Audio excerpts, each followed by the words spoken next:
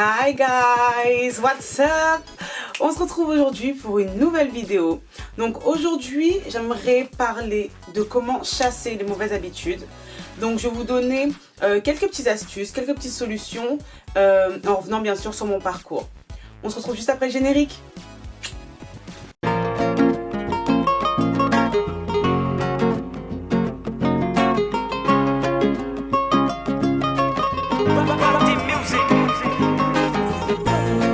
Donc la première question, c'est quand vous vous réveillez le matin, votre premier geste, il va à qui, à quoi? Moi, je sais que mon premier geste, il va à mon petit téléphone. Dès que je me réveille, je me penche sur mon téléphone pour voir les messages, les notifications que j'ai eues durant la nuit, que ce soit sur Instagram, sur Facebook ou sur YouTube, ou sinon les messages de mes amis sur WhatsApp, tout ça. Et c'est vraiment le premier geste que je fais le matin. Et ça, c'est une très mauvaise habitude. C'est une très mauvaise habitude. Donc, il y a quelques temps, j'ai commencé à changer cette habitude et j'ai commencé à me consacrer à moi. En fait, le premier geste que je fais, c'est pour ma personne. Donc, j'étire mon corps. Quand j'ai le temps, parce que j'ai pas tout le temps, mais quand j'ai le temps, je fais de la méditation pour me mettre dans un bon mood. Et je prends vraiment soin de moi d'abord. Ensuite, je vais prendre ma douche et après avoir pris ma douche, là, j'utilise mon téléphone pendant mon petit déjeuner ou j'utilise mon téléphone pendant que je me prépare. Donc ça, c'est vraiment la solution que j'ai trouvée, on va dire, pour cette mauvaise habitude. Deuxième question, c'est quand vous vous levez, dans quel état d'esprit vous êtes? Quand vous vous levez, dans quel mood vous êtes? Moi, je sais que quand je me lève, je suis toujours joyeuse. Je suis tout le temps contente, je me lève toujours du bon pied. À part si vraiment, j'ai mal dormi, là, je peux me réveiller du mauvais pied, être de mauvaise humeur. Et encore, si j'écoute de la musique, je vais être directement de bonne humeur. Mais sinon, je suis toujours de bonne humeur. En fait, quand je me réveille le matin, je suis toujours de bonne humeur. Et quand je mets ma musique dans ma tête, c'est la fête, quoi. La troisième question, c'est quel est votre réflexe pour combattre le stress?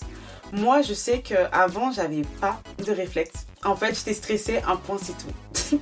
Je savais pas comment combattre ce stress. C'est juste que je savais que j'étais stressée. Et c'est tout. En fait, je faisais avec mon stress. Alors que maintenant, j'ai appris à respirer. Donc, j'ai appris à faire la technique des 5 secondes de respiration. Donc, je fais 5 secondes où j'inspire, 5 secondes où j'expire, 5 secondes où j'inspire, 5 secondes où j'expire. Et je vous avoue que ça m'a beaucoup aidé. J'ai eu récemment un casting où je devais absolument, en fait, j'étais stressée, mais comme pas possible. Et en fait, j'ai fait cette technique d'inspiration et d'expiration. Et pour vous dire, après, ça allait mieux. J'ai pu faire mon discours tranquillement, sans bégayer et en ayant ma confiance en moi qui est revenue, en fait. Donc ça, franchement, c'est une bonne technique. La quatrième question, c'est est-ce que vous êtes plutôt un verre à moitié vide ou un verre à moitié plein? Moi, je sais que je suis toujours un verre à moitié plein parce que je vois toujours le positif. Je me dis que si c'est pas maintenant, ce sera plus tard. Donc, je vois toujours un verre à moitié plein. À part, franchement, c'est pareil, hein, c'est selon vraiment des situations. Si je suis dans une situation où je vois qu'en fait, il n'y a pas d'issue et qu'il n'y a pas de solution, là, je vais voir le verre à moitié vide. Je vais vraiment voir le verre à moitié vide.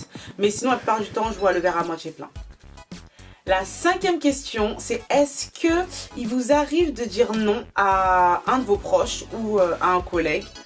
Franchement, moi, c'est très rare que je dis non. C'est très rare que je dis non. Parce que j'aime trop aider mon entourage. J'aime trop aider les personnes qui sont autour de moi. Donc, c'est très rare que je dise non.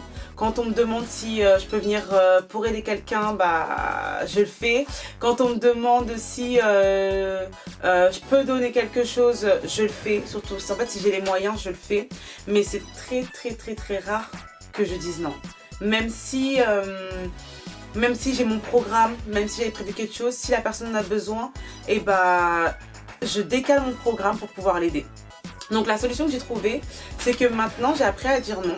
Donc je me préoccupe de moi d'abord, de mes projets d'abord, de mes problèmes d'abord et ensuite j'aide les autres.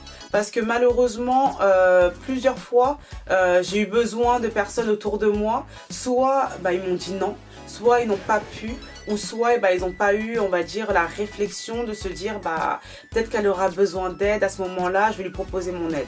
Donc je me suis dit, bon, moi aussi, je vais faire un petit peu pareil. Je vais me préoccuper de mes problèmes, je vais me préoccuper de ce que j'ai besoin d'abord. Et ensuite, j'aide les gens. Donc, c'est pas je dis non pour dire non. Je dis non vraiment quand je sais que je ne peux pas. Quand je sais que je ne peux pas ou quand je sais que j'ai mon programme, je fais mon programme d'abord et ensuite je m'occupe du programme des gens. Question numéro 6, est-ce qu'il vous arrive d'échanger avec des inconnus dans la rue, dans les réseaux sociaux, tout ça? Donc avant, je ne discutais pas trop avec des inconnus. J'étais plus du genre à discuter avec mes amis. En fait, c'était vraiment mes amis, ma famille. Alors que maintenant, je trouve une solution, c'est vraiment discuter avec les personnes qui sont autour de moi, même si c'est des personnes dans la rue. S'ils viennent discuter avec moi, je discute avec eux avec grand plaisir. Bon, tant que ça reste très cordial et que ce n'est pas de harcèlement ou du forcing. Mais sinon, je discute avec eux avec grand plaisir et encore plus quand ils ont des sujets intéressants. En plus, j'aime trop faire des débats. Maintenant, je discute beaucoup avec les gens dans la rue, même si c'est des inconnus. Et je discute beaucoup avec les gens sur les réseaux sociaux parce qu'avec Instagram et les conseils que je donne, j'ai plein de messages qu'on m'envoie, donc en DM. Donc ça me facilite aussi la discussion avec des personnes que je ne connais pas, que je connais vraiment pas. La 7e question, c'est quel est votre rituel du soir?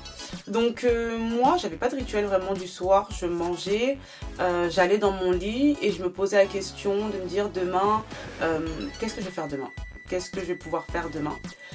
Alors que maintenant, j'ai changé un petit peu. Mon petit rituel du soir, c'est manger, boire mon thé, lire un livre. Si je suis motivée, lire un livre et surtout être au téléphone avec mes proches. C'est vraiment ça. Le soir, je suis vraiment au téléphone avec mes proches. Donc des fois, c'est ma soeur, des fois, c'est mes amis, des fois, c'est mon père. Parce que mon père, on est très soudés, comme je le dis toujours. Donc souvent, c'est mon père que j'ai au téléphone ou ma soeur. Et voilà, c'est mon petit rituel du soir. La 8e question et la dernière, c'est sur une échelle à 1 à 10, quelle note vous donnerez à votre hygiène de vie? Donc avant, j'aurais donné franchement, je dis la vérité, un 5 sur 10 à mon rituel de vie. Parce que j'étais beaucoup sur mon téléphone en espérant avoir des nouvelles de mes amis, de mes proches, voilà.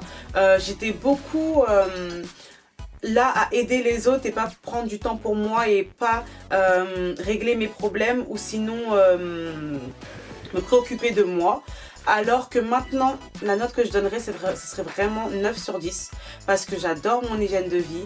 J'ai enfin du temps pour moi. J'ai enfin... mes projets avancent enfin. Mes rêves avancent. Et mes proches, je les ai toujours près de moi. Donc je mettrais vraiment un 9 sur 10. Je mets juste pas 10 sur 10 parce que j'ai pas encore le travail que je rêve. Je travaille pour... Je suis en plein acheminement pour avoir le travail de mes rêves. Je n'ai pas encore la maison de mes rêves, mais je travaille pour. Je n'ai pas la voiture de mes rêves, je travaille pour. Et je n'ai pas encore ma petite famille que j'aurais construite. Donc voilà. Donc cette vidéo se termine. N'hésitez surtout pas à mettre en commentaire votre avis. N'hésitez pas aussi à répondre en commentaire aux questions et on peut en discuter ensemble et trouver des solutions ensemble. Surtout, ce qui serait bien, c'est répondre aux questions chez vous. Essayez de trouver vous-même des solutions à ces problèmes et si vous voulez, vous pouvez me les envoyer et on trouvera des solutions ensemble. Donc comme d'habitude, si vous avez aimé ma petite vidéo, n'oubliez pas de mettre un like et surtout de vous abonner à ma chaîne. Vous pouvez partager aussi, ça peut servir à d'autres personnes. Et on se retrouve bientôt pour une prochaine vidéo.